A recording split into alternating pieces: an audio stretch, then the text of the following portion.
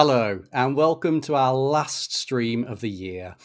And we're rounding up the year that was 2021 in our somewhat cynically titled Everything Will Be Fine, Probably. I'm joined by a friend of Smile and now long-term collaborator, Kyle Campbell. Kyle is the mastermind behind the fortnightly Education Marketer email newsletter, which is full of insight and examples from the sector. Thanks for joining me again, Kyle. I'm really looking forward to this one. But before we get into it, how can people subscribe to your newsletter?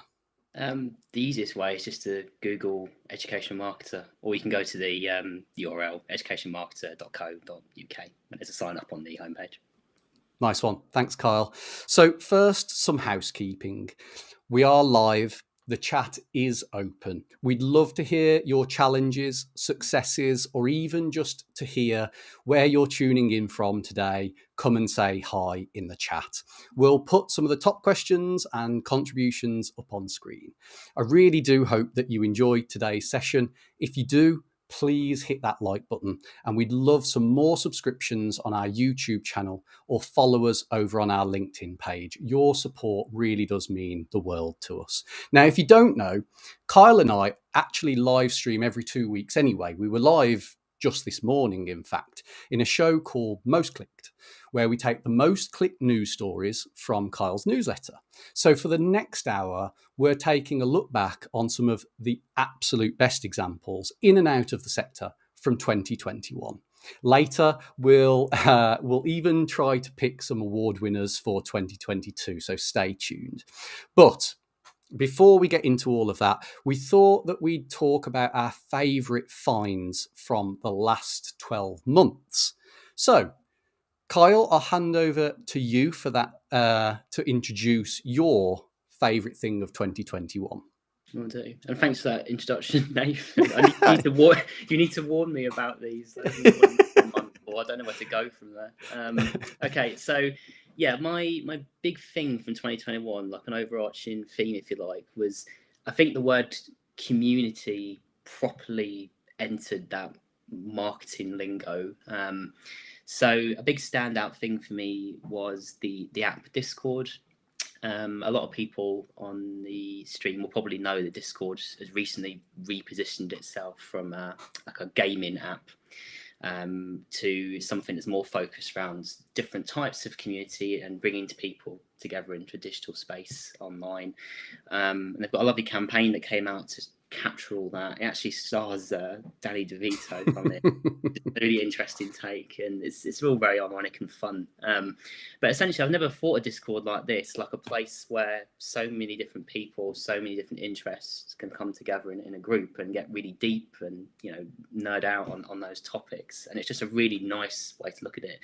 And I'm seeing more brands starting to use Discord as a place to build those communities because it offers different functionality to something like WhatsApp or Facebook groups. And there's a lot of really nice tools being built. And we'll probably touch on a couple of those later, but especially in like the whole Web3 thing, crypto, private creator communities, that there's a lot of innovation happening around creator economies and private community economies, and it's all sort of been built on Discord. So it's big now, but I reckon over the next couple of years it's really going to start to gain traction. So worth to take a deeper dive into Discord if you've got a few minutes on your hands.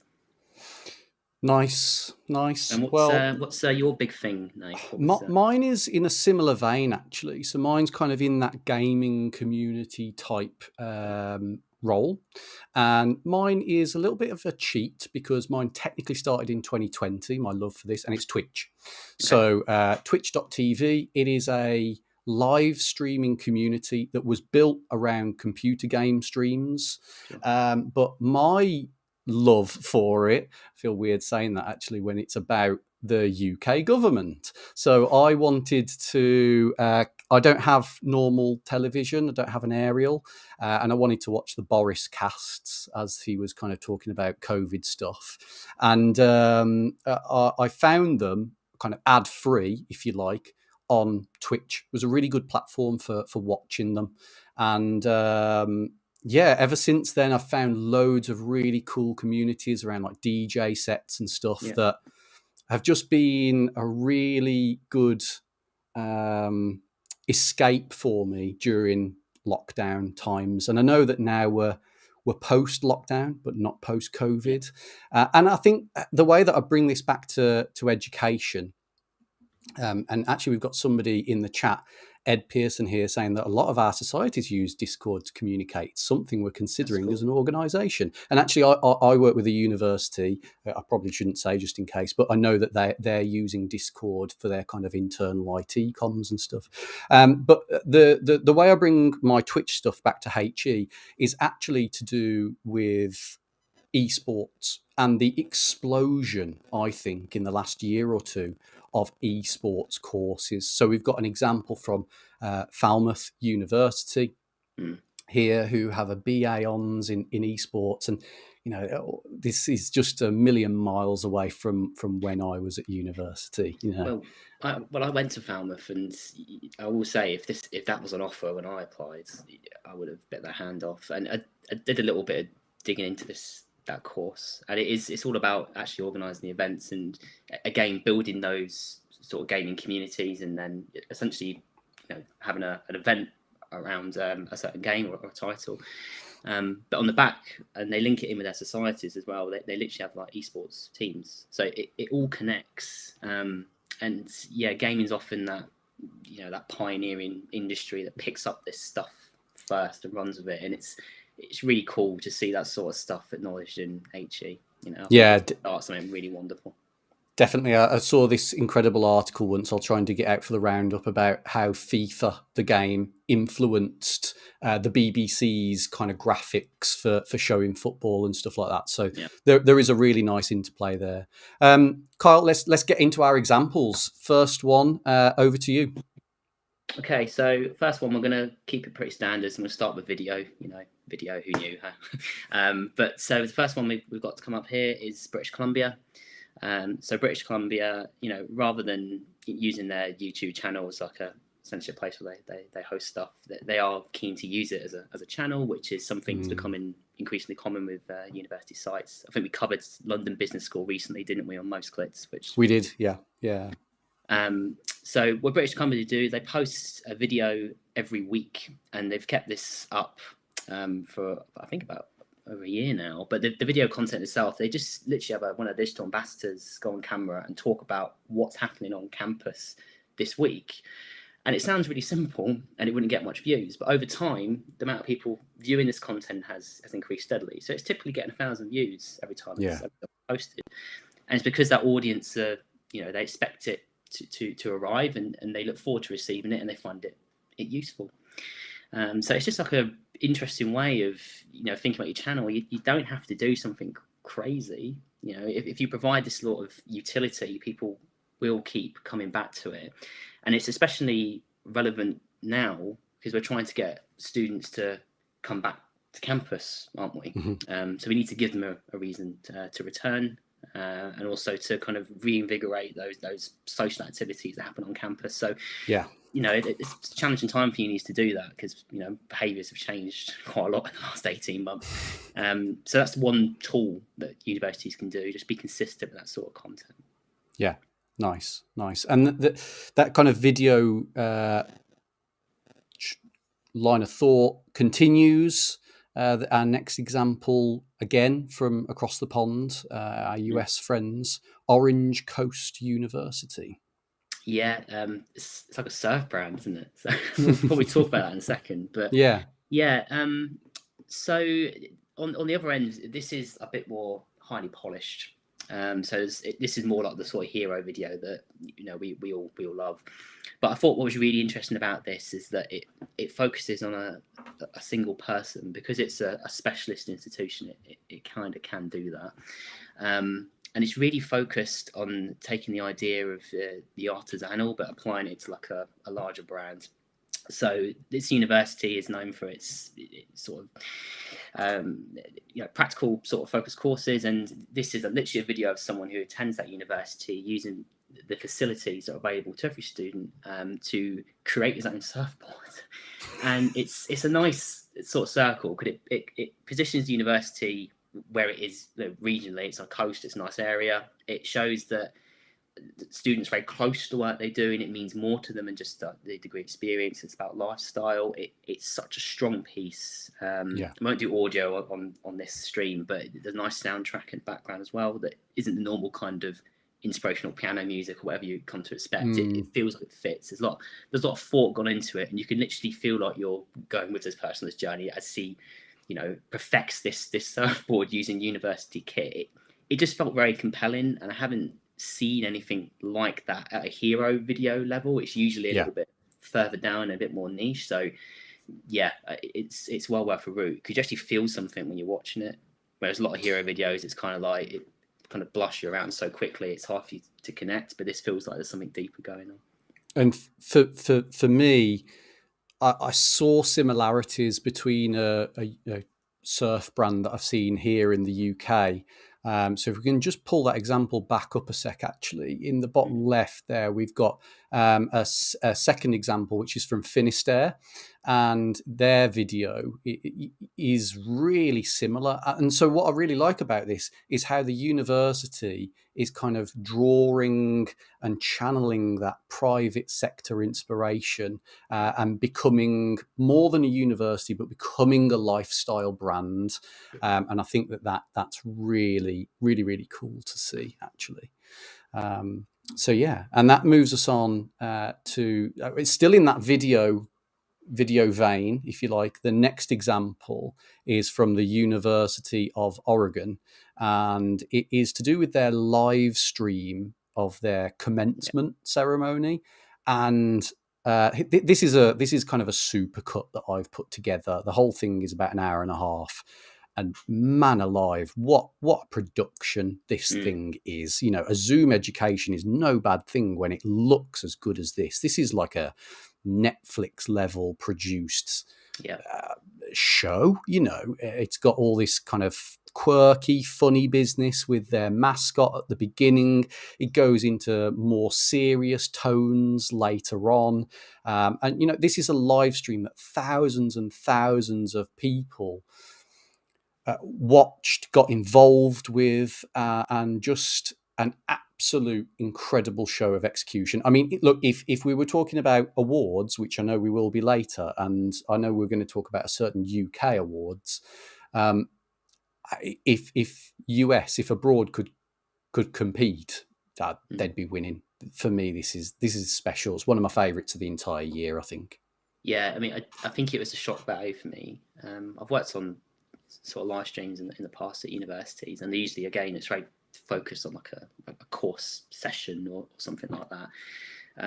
So when I looked at that, I was like you, I was just so shocked. It felt like a production, didn't it? Because you've got a live video at the beginning, and there's all kind of stuff coming in, and it was so smooth. And I'd love to see behind the scenes and how that was put together and what expertise they brought in to do that, or maybe they didn't. Maybe that expertise is sitting there, but it's incredible. It was a very powerful example. I think as well, we're in a world of hybrid being a big buzzword and stuff, and I think that video and live stream is going to be a big part of that. So it will be interesting to see what universities invest in over the next year. And for me, the bar is set by the University of Oregon there. It's probably a good time for me to say that a roundup of everything in today's stream will be available on wearesmile.com shortly after we wrap up here. It'll include links to all of these examples, but we've also got the links to these examples being put into the chat as well at the moment. So there we go. Right, Kyle. The next example is ourselves. It's most clicked, and for me, this is like where we got inspired by the University of Oregon, and we started live streaming like we are today, and we kind of made our own live streaming show. And I guess it shows that the tools are out there to do this really quickly, really easily, and add these really nice layers of polish across everything in the video space, and then just communicating that outwards. I've really enjoyed putting these fortnightly shows together. I don't know about you, Kyle. Yeah, well, for me, it's always good because, you know, I'm writing like education marketing. I'm usually doing it like early hours in the morning on my own. So it's good to kind of share ideas and talk about it. And yeah, if anyone like watching this is interested in doing a stream sort of thing rather than, you know, a webinar, there's definitely benefits to it, and it's surprisingly easy to pick up. I mean, we don't have a professional setups or anything. We've got like a ring light or something, but if you've got a little bit of knowledge about something and you can like deliver it consistently, then you should totally do that in your own Absolutely. career and your stuff you And do. you know, there are some universities doing some good stuff, actually. I've noticed in the past month or so, Aston University have started doing a live stream on YouTube. It's really good, worth checking out. I know that we've not talked about that for this presentation specifically, but I'll dig it out and put it in the roundup because it's really good, I'll get actually. there for next issue. Thank you. There you go. There you go. Well, over to you for the next one, Kyle. The next one is Gen Z and influencers. Yeah, I mean, I'm not going to kind of teach people they already know here. I mean, I think we all know that, you know, Gen Z are digital natives and all that. But what I find quite surprising, and I want to do a little bit of digging around it, is that I don't see many universities in the UK partnering with influencers. And it surprises me because we're in a time now where like the cookie's on countdown, isn't it? So tracking's become really difficult on digital. It was very challenging on digital ads. And we've got increased privacy concerns and all that sort of thing. And for me, partnerships as a way of, you know, brand awareness or running campaigns is actually a really good avenue. So I did a little bit of digging, and I think, you know, there's a little bit of wariness about influencers because there's a few university case studies where they haven't gone quite to plan. But I definitely don't think it's the fault of the unis.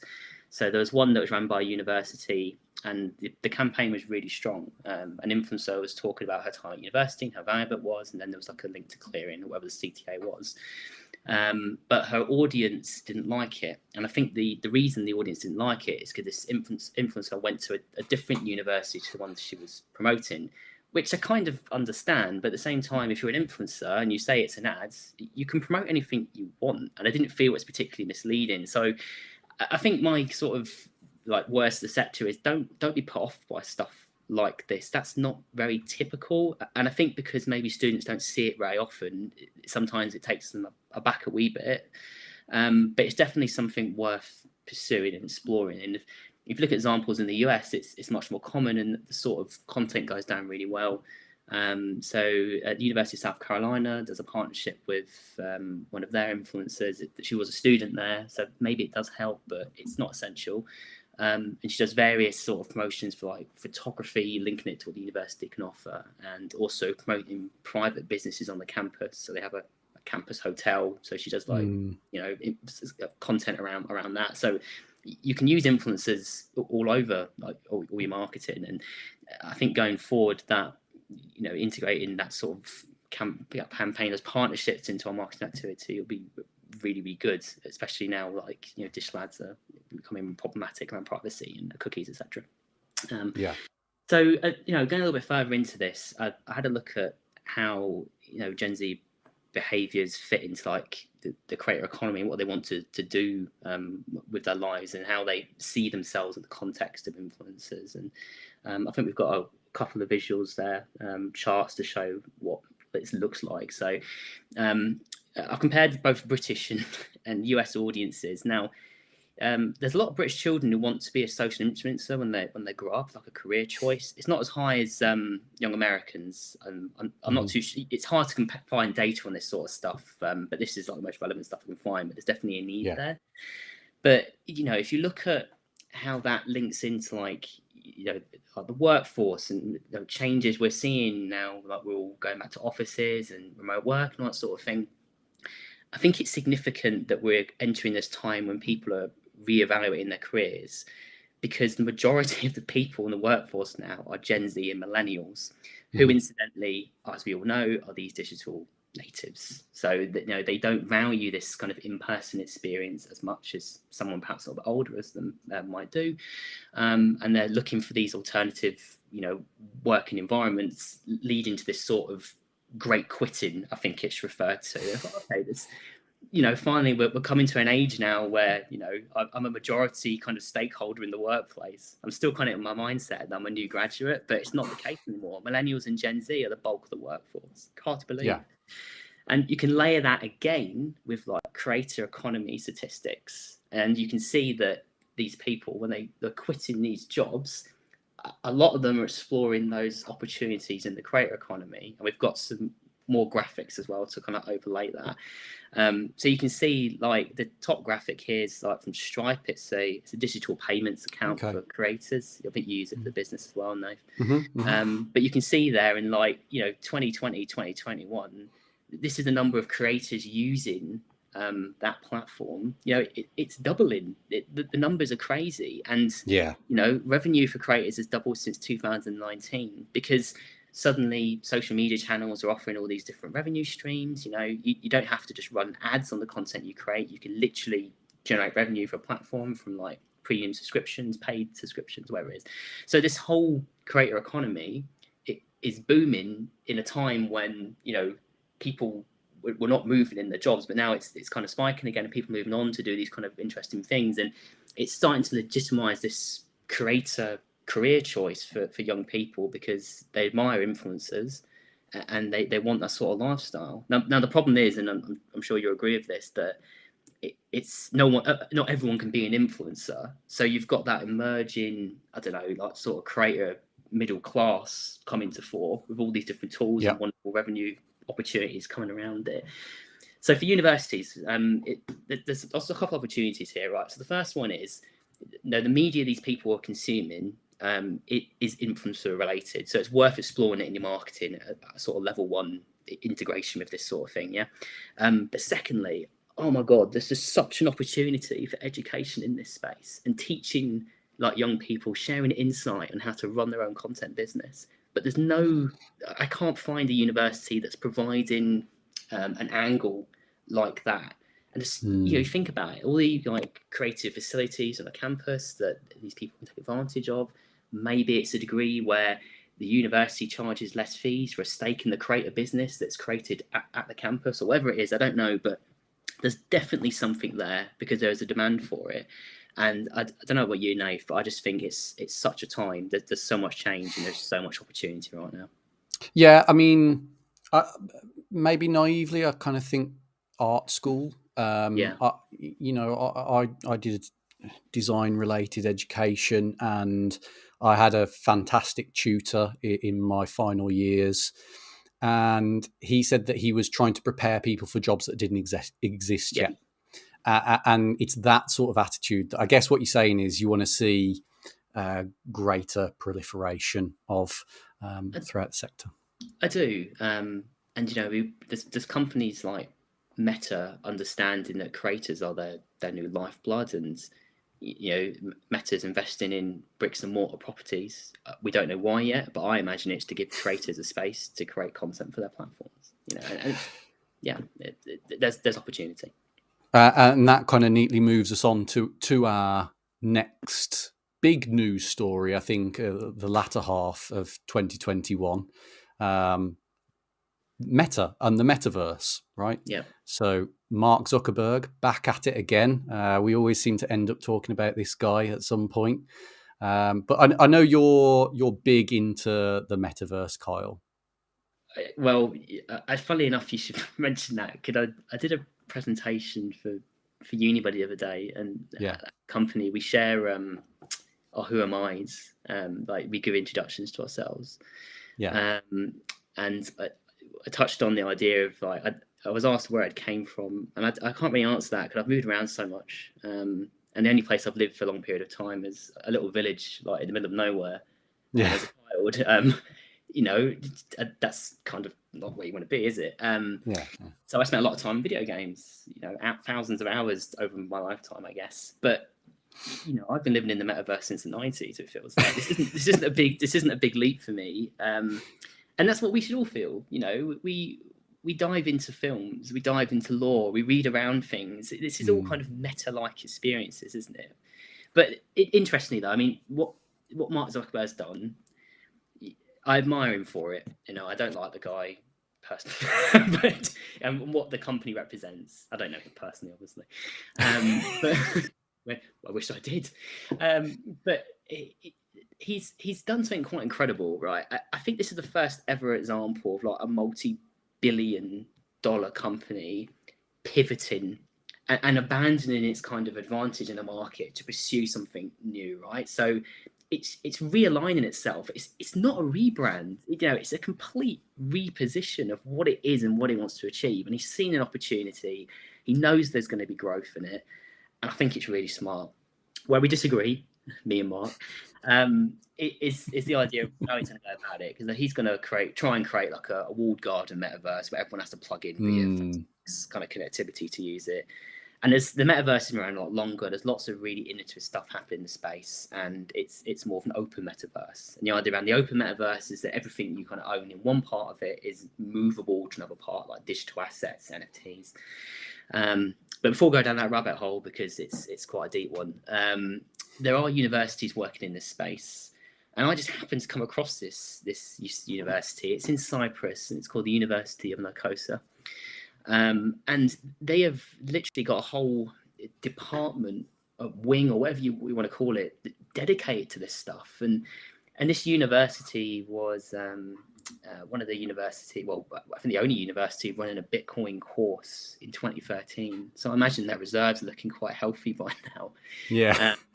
So it's amazing. So they've got this open metaverse initiative.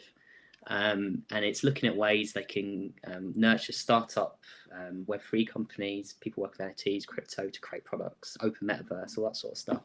And they're even looking at how they can use NFTs to create experiences on campus. They're not just getting research funding in here, they're integrating it with their business. And their Twitter is really good.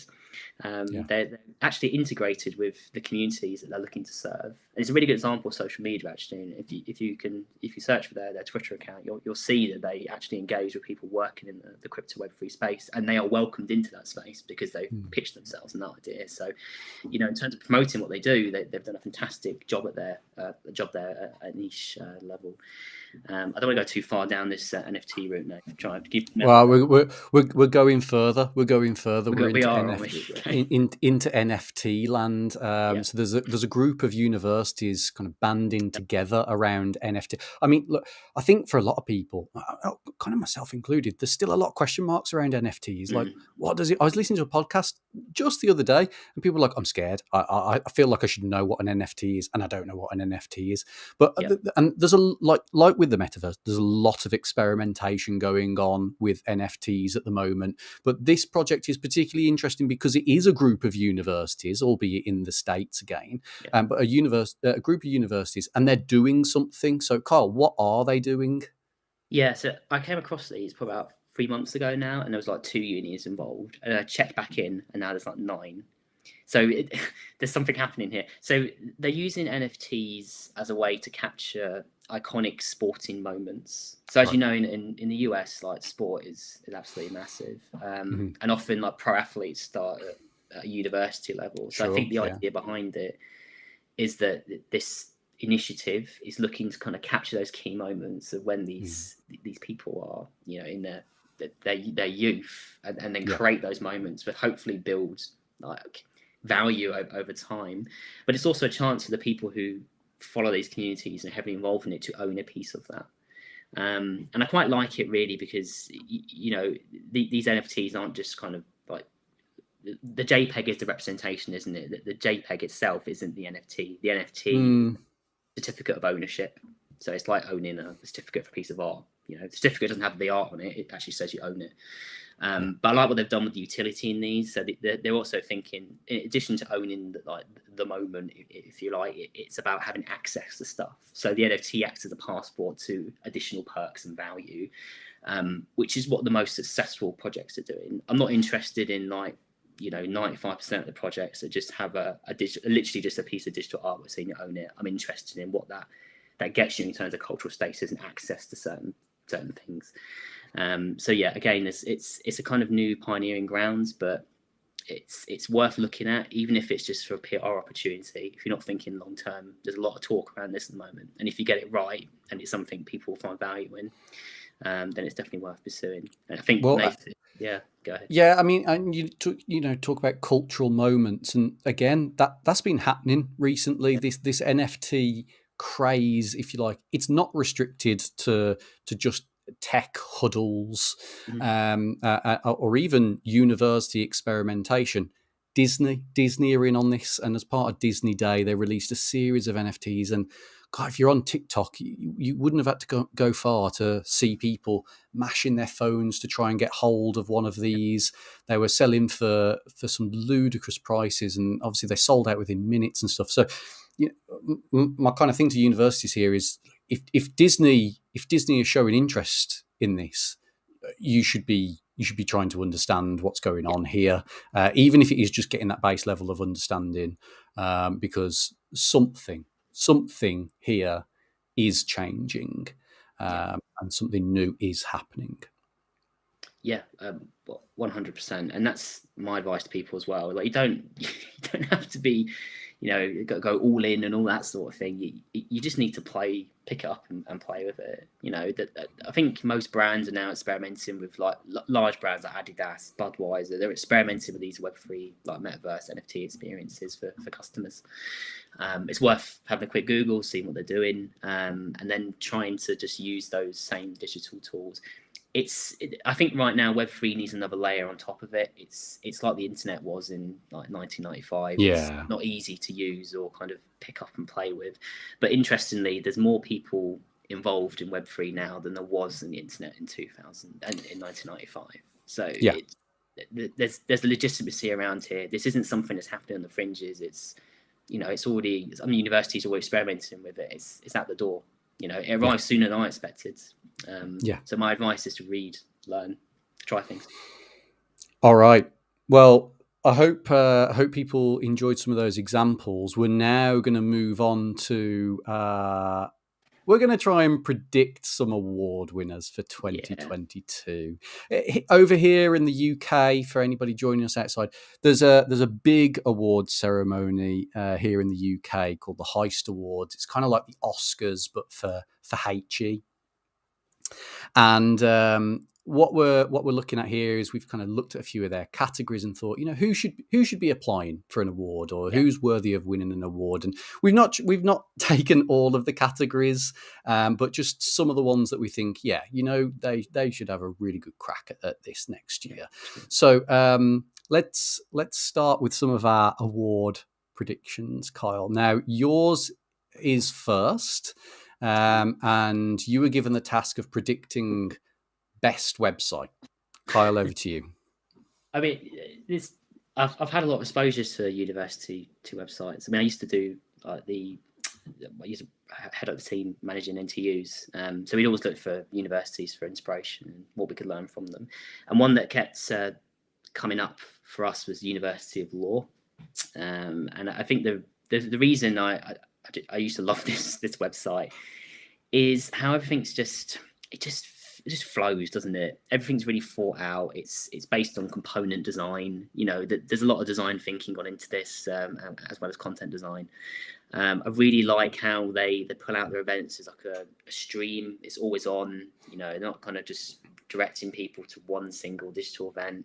A few question marks around the video playing at the top. I'm not always a fan of that. But the site feels, the best way is tight. The user journeys are thought out. The CTAs, if they're there, they're actually relevant for the time and relevant to the content that they're on. It doesn't feel confusing. It doesn't feel overwhelming. It feels like it's holding my hand through the journey, and it doesn't get in my way when I want to do something. So, very strong example, I think, and I think a lot of people can learn from it. Well, there you go. If the University of Law are here, then they should definitely be getting their award submission together. The next award that we are looking to predict is Best Brand / Reputation Campaign. And I've predicted this one. I think that this one should go to Birmingham City University, in particular for their BCU Inspired campaign. I was actually both like this one, didn't we? Yeah, it's so cool. I mean, the picture on the right here is of a student's piece of work that they put up around the city.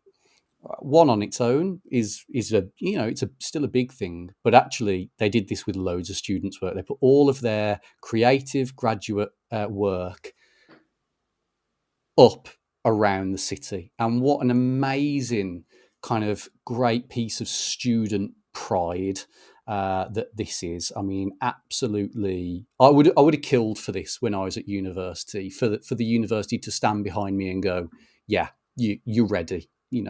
I just thought this was awesome, and I really, really, really hope that BCU submit this for an award next year. Yeah, I think it keys into a lot of stuff around highlighting student communities as well, and a lot of peer-to-peer sort of ambassador-related work's all about giving these students like a platform so they can actually talk about the brand and attract others to it. And taking that example and really celebrating graduates, it kind of captures that all-time high moment of a university experience, doesn't it? You graduate, you've got your thing, you're happy, and then you see yourself on a billboard. And I like that. It's a good way to use university resources, and it's a great advert as well. So it's not like it's one or the other. It's very powerful. Yeah, really, really, really nice. I was really inspired by that one. Pun not intended. Next up, Kyle, why don't you walk us through who is going to win Best Prospectus? Yeah, so it's no secret to everyone that I really like print. I really like how print's been redefined, and people are rethinking prospectuses to appear in different sort of forms, niche throughout the journey.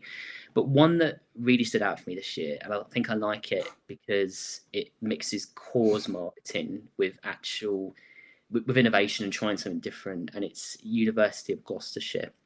So University of Gloucestershire, they haven't got a print prospectus. And I'll be the first to admit, I'm always really skeptical when people try and take a print publication like a prospectus and make it digital, because isn't that just a website? That's my kind of go-to sort of reaction. But I've looked at this a couple of times. I've seen it improve over time as well. It's got a really interesting use of UX. It really thinks about what a new sort of modern prospectus could be. And when it defines it to mean digital, you can actually see how people are using it. So it's got that added layer of utility that perhaps a print one doesn't. So I think it's a really strong example. And I think in terms of the cause marketing, the reason it is this is because University of Gloucestershire wants to be the number one green university and tap into that sort of like Gen Z love for that sort of area, because that does resonate with a lot of people in that generation. So I think it's very smart. I think it's thought out, and I do think it deserves a little bit of love for what it's been doing. What do you think, though? Well, full disclosure, Smile were lucky enough to be involved in this digital prospectus project, and it's something that we're so proud of.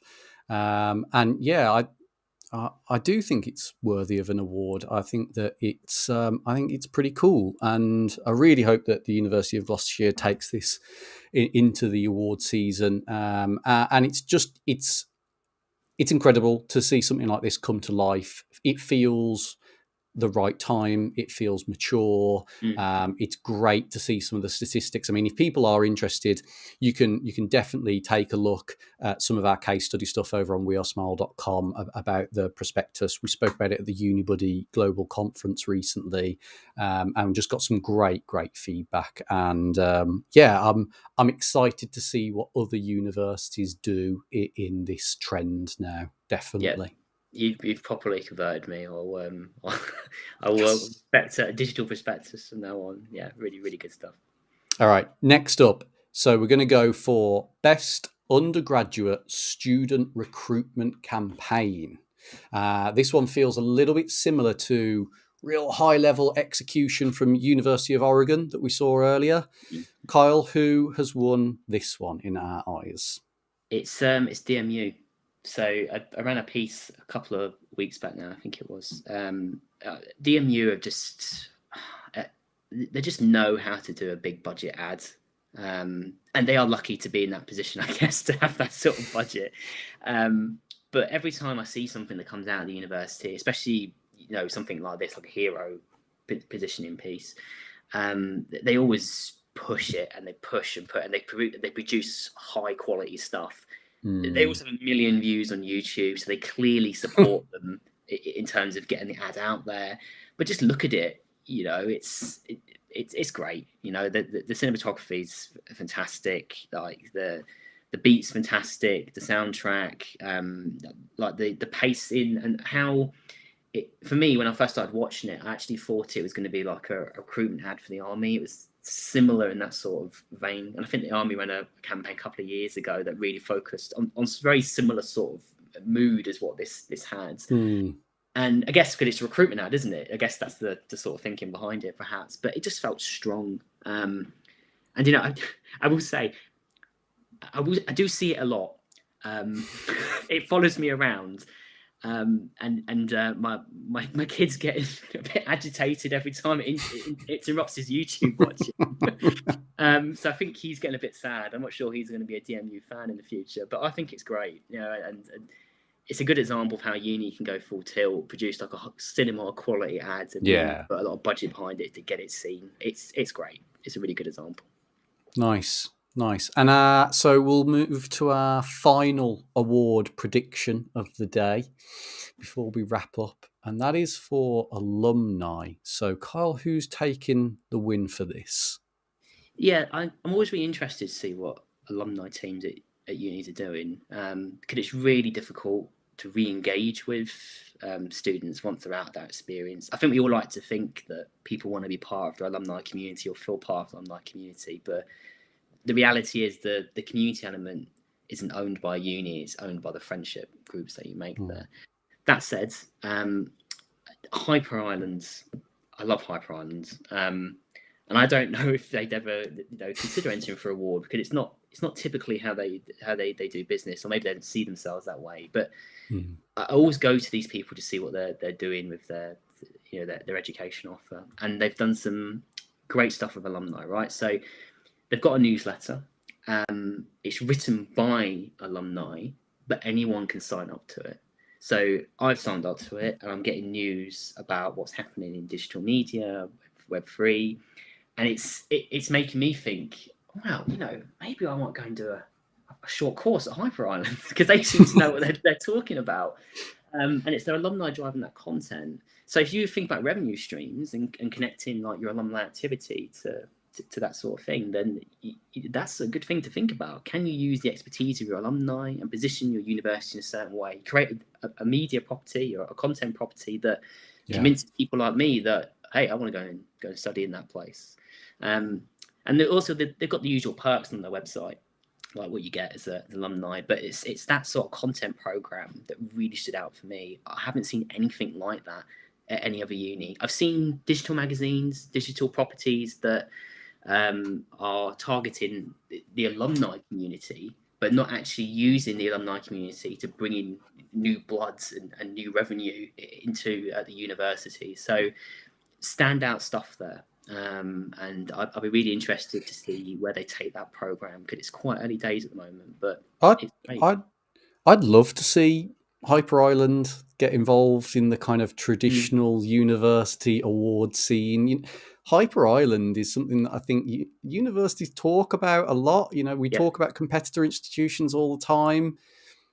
Why not? Why not give traditional universities a bit of a run for their money? I think they're doing some great stuff. And so if Hyper Island are watching, give it a think. Give it a think for sure. Yeah, it's worth it.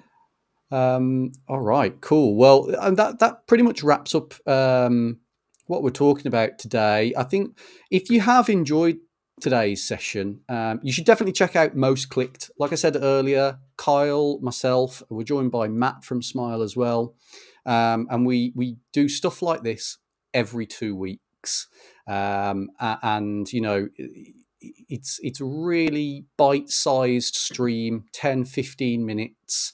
And if you're interested, you can find out more at wearesmile.com/most clicked. Now, if you do want to get involved, one of the best things that you can do is click that like button. It would really help us.